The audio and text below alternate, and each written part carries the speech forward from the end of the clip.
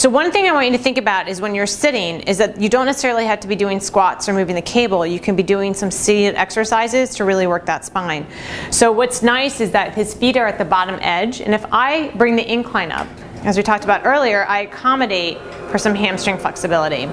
It does require the person on the board to hold that board up, so it does require some core stabilization. One of the exercises that's really nice is hip hinging.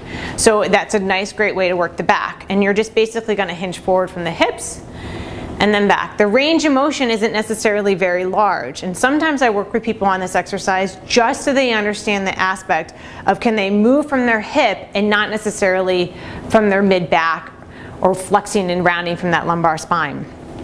If I'm noticing that there's barely any movement and they're not really feeling it, there are two options.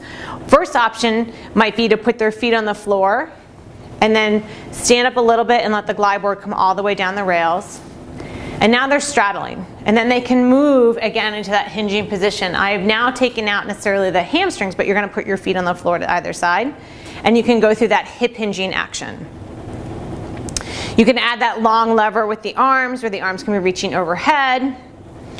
If they say, oh, this feels pretty easy, I can then open up the board and have them keep the board open and try to stabilize the board that way as they're hinging. Another way to tweak this exercise can be as simply as now putting your feet back to the struts.